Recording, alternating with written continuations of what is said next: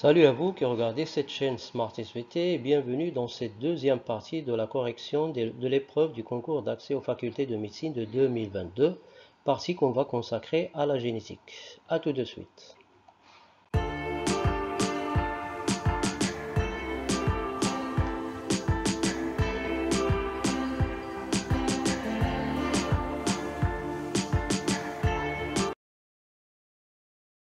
Voici l'épreuve des SVT avec ses 6 pages et dont la partie génétique comprend 12 questions. Alors ce serait trop long de les corriger toutes en une seule vidéo. Donc on va corriger 6 questions dans cette vidéo et les 6 autres dans une prochaine vidéo, Inch'Allah. Alors passons aux détails.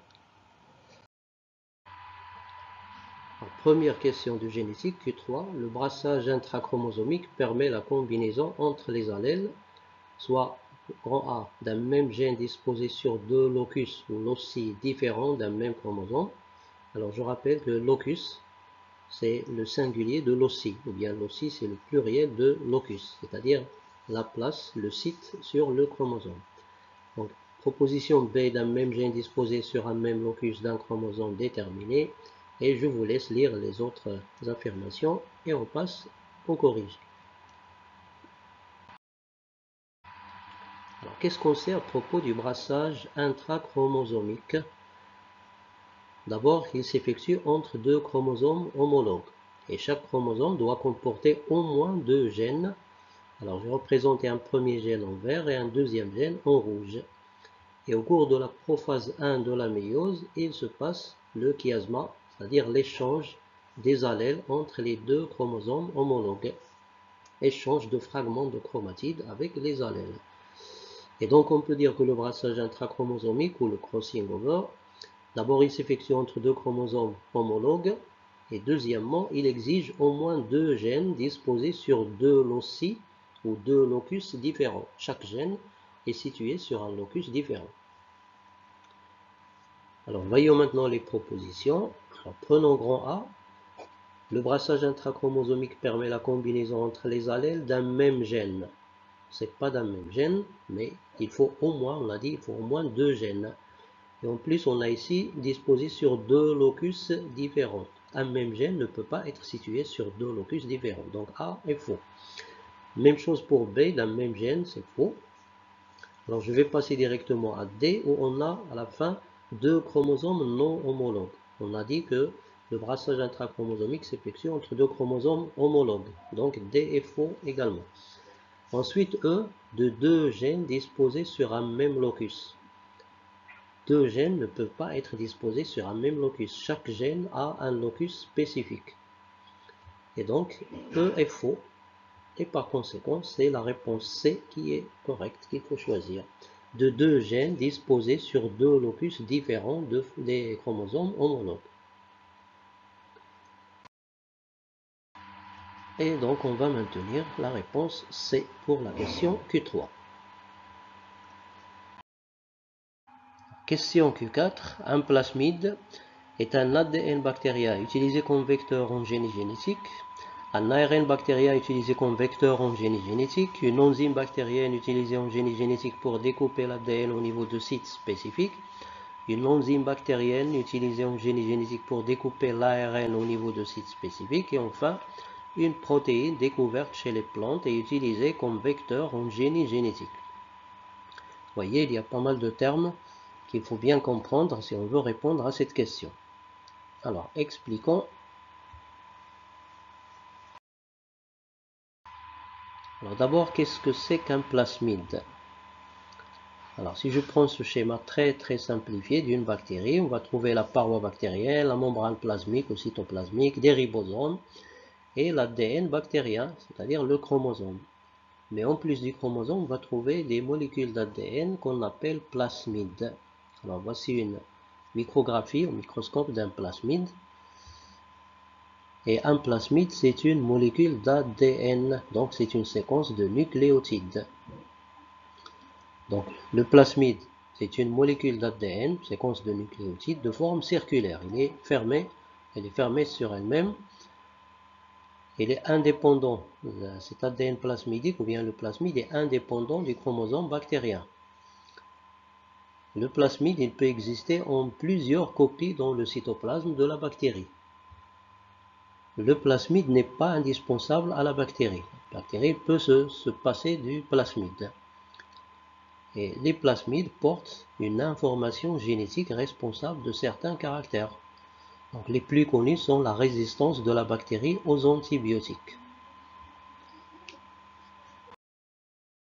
À quoi servent les plasmides en génie génétique? Eh bien, on les utilise comme vecteurs. Comment? D'abord, on va isoler le plasmide à partir de la bactérie. On va utiliser des enzymes qu'on appelle enzymes de restriction. Ce sont des enzymes qui coupent l'ADN au niveau de séquences nucléotidiques bien précises. Et donc, on va couper notre plasmide et on va insérer un gène d'intérêt, c'est-à-dire un gène qui code pour une protéine, telle que une hormone, par exemple l'insuline, ou bien un facteur de croissance, en utilisant des enzymes qu'on appelle les ligases. Alors, le plasmide recombinant obtenu va être réintroduit dans la bactérie, qui sera une bactérie génétiquement modifiée. Et donc, le plasmide est utilisé en génie génétique comme vecteur, c'est-à-dire un moyen de transférer un gène d'intérêt vers une cellule hôte. Alors maintenant, on a tous les outils pour répondre à la question et on va éliminer les affirmations l'une après l'autre. Et je vais commencer par B, un ARN bactérien. Ce n'est pas un ARN, un plasmide, ce n'est pas un ARN. Même chose pour C, un plasmide, ce n'est pas une enzyme, donc je vais éliminer C. Même chose pour D, ce n'est pas une enzyme, donc D est fausse également. Et enfin, E, une protéine découverte chez les plantes, ce n'est pas une protéine, donc je vais éliminer E. Et donc la seule affirmation correcte, c'est A, un ADN bactérien utilisé comme vecteur en génie génétique. On va garder la proposition A. Question Q5. La réplication de l'ADN a lieu A. Uniquement avant la mitose grâce à l'ARN polymérase qui copie l'ADN. B. Uniquement avant la méiose grâce à l'ADN polymérase qui copie l'ADN. C. Avant la première division de la méiose grâce à l'ARN polymérase qui copie l'ADN. D. Grâce à l'ADN polymérase qui copie l'ADN durant l'interphase. Et E. Juste avant la deuxième division de la méiose grâce à l'ADN polymérase qui copie l'ADN.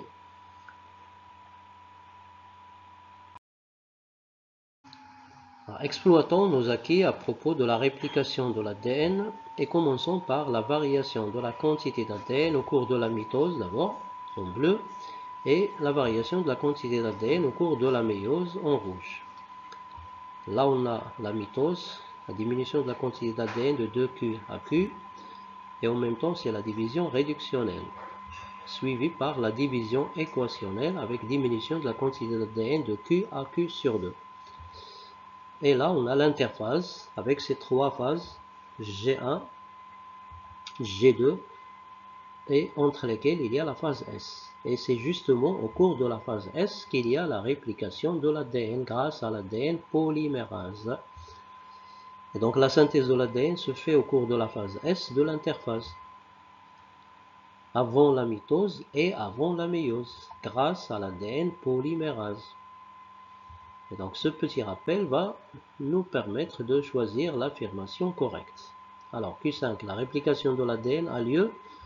Alors A, uniquement avant la mitose. Non, c'est pas uniquement avant la mitose.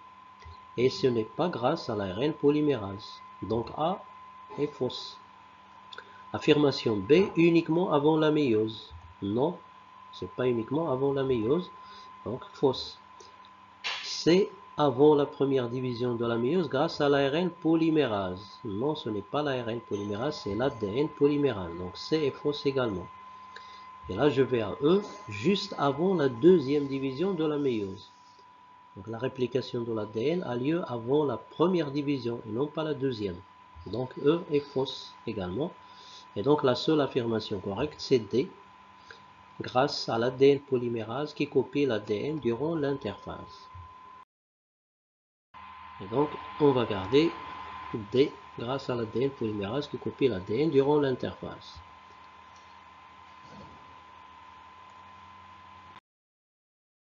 Question Q6. La carte factorielle est représentée par une droite avec les loci, le locus, et la distance séparant les loci de deux gènes. Alors A, lié et exprimé en centimorgan, c'est M dont 1 centimorgan correspond à 1% des types recombinés. B, indépendant, exprimé en centimorgan, et ainsi de suite. Je vous laisse lire la suite des propositions. Alors, passons au corrigé. Alors, qu'est-ce que vous savez à propos de la carte factorielle? D'abord, la carte factorielle, c'est la représentation des gènes sur un même chromosome. Donc ici, par exemple, j'ai représenté un gène en vert avec ses deux allèles grand A et petit a, et un gène en rouge avec ses deux allèles grand B et petit b. Et donc, ils sont portés par le même chromosome. Et donc, on ne parle de carte factorielle que dans le cas de gènes liés, c'est-à-dire portés par un même chromosome. Et rien qu'avec cette affirmation, on peut déjà éliminer deux propositions. On peut éliminer B, on a des gènes indépendants. On ne parle pas de carte factorielle pour les gènes indépendants. Même chose pour eux, on a des gènes indépendants. Ensuite, si on fait un test cross, un croisement test entre un hybride et un double récessif, et on obtient deux types parentaux avec un pourcentage élevé, par exemple ici, grand A, grand B 47%, petit a, petit b 47%, et deux types recombinés avec un faible pourcentage, petit a, grand B 3%, grand A, petit b 3%. Dans ce cas, la distance serait tout simplement 3 plus 3, c'est-à-dire 6 centimorgans. Et voici la distance entre les deux gènes. Et donc la distance entre les loci des deux gènes en centimorgans, c'est le pourcentage des types recombinés, tel que 1% de type recombiné correspond à 1 centimorgan. Alors voyons qu'est-ce qu'on a dans la proposition D, 10% de types parentaux. Donc ce n'est pas les types parentaux et ce n'est pas 10%. Donc D est fausse. Qu'est-ce qu'on a dans la proposition C? 1 centimorgan correspond à 10% des types recombinés. Non, on a dit que 1 centimorgan correspond à 1%. Donc C est fausse également. Et donc la seule affirmation correcte, c'est A. Les gènes liés et exprimés en centimorgan, dont 1 centimorgan correspond à 1% des types recombinés. Par conséquent, on va maintenir la proposition A, ou bien l'affirmation A. Question 7, Q7. Dans le cas d'une maladie héréditaire récessive liée au chromosome X, A. L'allèle responsable de la maladie se transmet du père vers ses fils. B. Un homme malade donne toujours des filles malades, et ainsi de suite. Je vous laisse le loisir de lire les différentes propositions. Alors, passons à la réponse.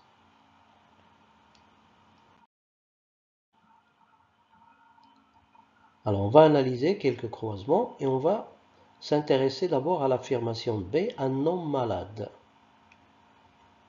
Et C, une femme saine porteuse de l'allèle morbide. Donc, on va croiser un homme malade avec une femme saine porteuse de l'allèle morbide. Voici le père malade et voici la mère qui est saine. Donc, le génotype du père serait X petit m y et le génotype de la mère serait X grand N, X petit m.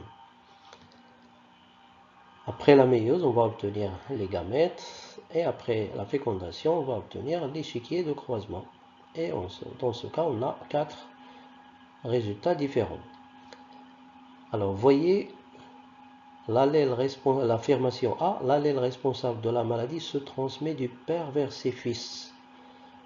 Et on voit que le père, il va donner à ses fils uniquement le chromosome Y. Donc, il ne va pas transmettre la maladie à ses fils, à ses garçons. Et donc, ça, c'est faux. L'affirmation A est fausse. Ensuite, on a B, un homme malade donne toujours des filles malades. Alors, voyez, le père, il est malade, mais il a donné une fille qui n'est pas malade. Et donc, c'est pas toujours. Donc, B est fausse également. Ensuite, on a C, une femme saine, porteuse de l'allèle morbide, ne donne jamais des garçons malades. Or, ici, on voit qu'elle a un garçon malade. Et donc, C est fausse. E, on a l'allèle responsable de la maladie, il ne se transmet pas du père vers ses filles. Or, ici, vous voyez que le père, il a donné X petit m à ses deux filles. Et donc, elle peut être transmise du père vers ses filles. Donc, E est fausse. Alors, il nous reste D. On va s'assurer en faisant ce croisement. Donc, en faisant ce croisement, père normal sain avec une mère malade, x petit m, vous voyez que une femme malade donne toujours des garçons malades. Et donc, D est vrai. Donc, on va garder l'affirmation D, bien la proposition D qui est correcte. Et voilà pour la question Q7. Q8, la question 8, concernant le mécanisme de la dérive génétique, on peut affirmer que les effets de la dérive génétique sont d'autant plus marqués que la population ciblée par la dérive génétique est grande. B. Les effets de la dérive génétique sont d'autant plus marqués au sein d'une population ayant subi un goulot d'étranglement. C. La dérive génétique ne peut pas agir en même temps que la sélection naturelle. D. La dérive génétique accroît la diversité génétique au sein d'une population donnée. Et E. La dérive génétique est liée à des phénomènes déterministes, c'est-à-dire non aléatoires. Et là, vous voyez qu'il y a des termes spécifiques à la génétique des populations.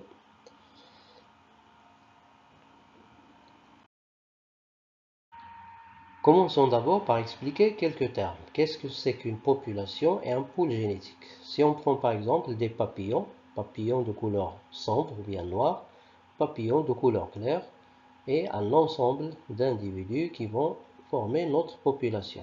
Alors, qu'est-ce que c'est qu'une population? Tout simplement l'ensemble d'individus qui appartiennent à la même espèce et qui vivent dans un même espace géographique qui leur permet de se reproduire entre eux.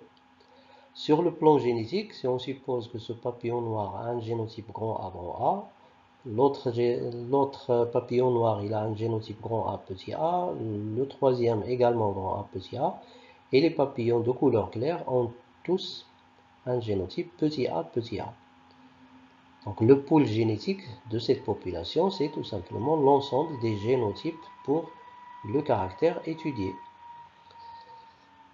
Donc la génétique des populations, c'est cette branche de la génétique qui étudie la distribution et l'évolution des fréquences génotypiques, fréquences des génotypes, et des fréquences alléliques, c'est-à-dire fréquences des allèles, dans les populations au cours du temps.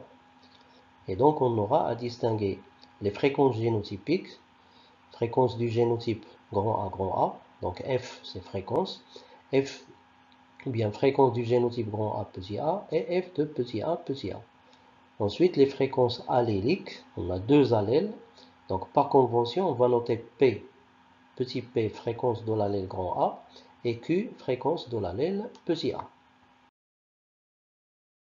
Comment on calcule les fréquences? D'abord génotypiques, fréquence des génotypes. C'est le nombre d'individus ayant le génotype étudié, donc N de grand A par exemple, ou bien N de grand A petit a, qui divise le nombre total d'individus qu'on va noter T. Alors, appliquons à notre population, la fréquence du génotype grand A, c'est le nombre d'individus ayant le génotype grand A sur T, le total. Et dans notre cas, c'est 1 sur 15, c'est-à-dire 0,066. Pour le génotype grand A petit a, c'est toujours le nombre d'individus grand A petit a sur T.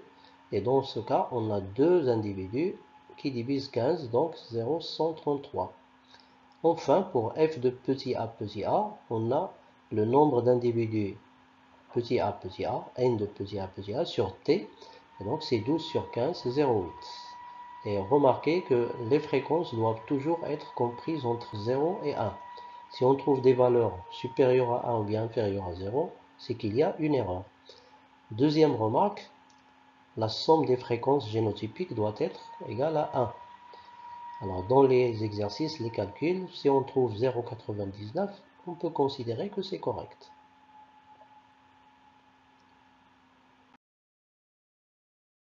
Alors, pour le calcul des fréquences alléliques, on utilise l'équation suivante. 2 fois le nombre d'individus homozygotes.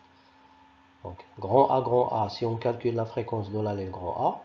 Ou bien petit a, si on calcule la fréquence de l'allèle petit a.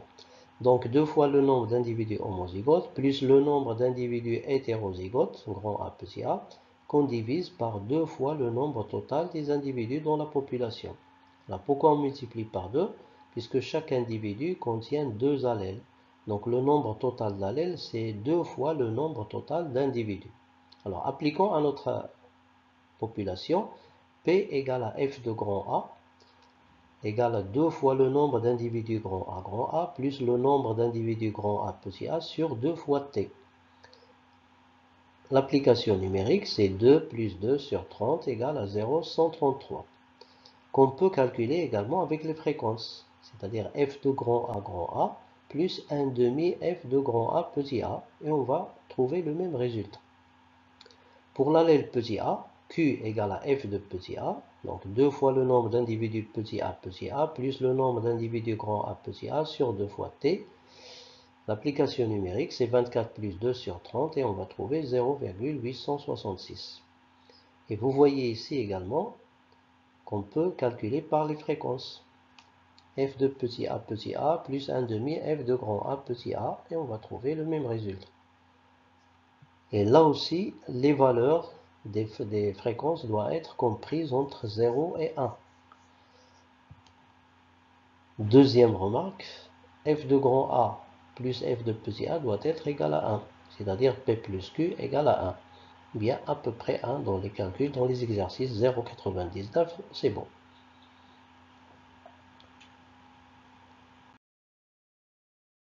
Voyons maintenant rapidement cette notion de sélection naturelle et supposons notre population de papillons clairs et sombres sur un support qui est lui-même sombre, soit un sol qui est sombre, soit un tronc d'arbre qui est sombre, et un oiseau qui va manger surtout les papillons clairs.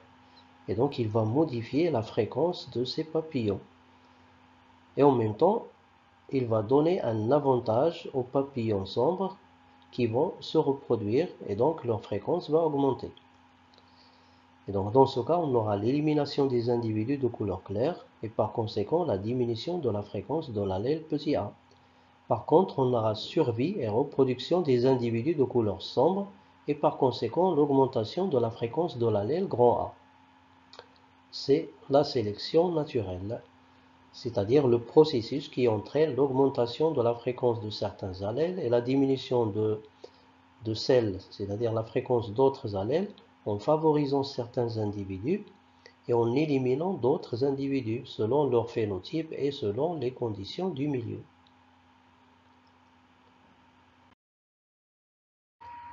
On arrive à la notion la plus importante de la question, c'est-à-dire la dérive génétique. Qu'est-ce que c'est que la dérive génétique? Et on va suivre l'évolution de la fréquence de deux allèles dans une population d'une génération à une autre. L'allèle petit a, qui représente un gène, et l'allèle grand A dominant du même gène.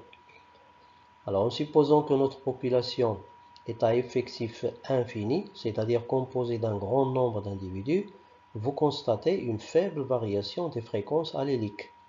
Les fréquences restent presque constantes. Dans ce cas, on peut considérer que notre population est équilibrée, est en équilibre génétique. Voyons maintenant pour une population à faible effectif, c'est-à-dire composée d'un faible nombre d'individus. Comment vont évoluer les fréquences alléliques des deux allèles grand A et petit a? Alors d'abord petit a, ensuite grand A, et vous constatez qu'il y a une forte variation des fréquences alléliques. C'est la dérive génétique. Donc notre population est en dérive génétique. Donc qu'est-ce que c'est qu'une dérive génétique? C'est les fluctuations aléatoires des fréquences des allèles d'une génération à une autre.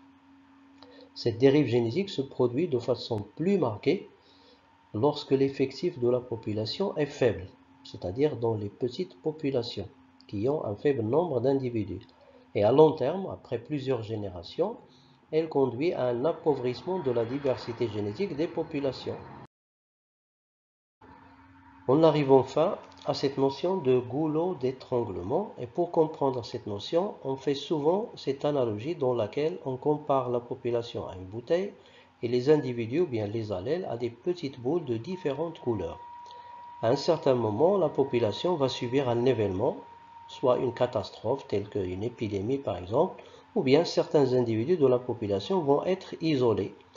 Donc dans notre analogie, c'est comme si on a incliné notre bouteille et on a récupéré des boules de certaines couleurs, mais on n'a pas récupéré d'autres couleurs.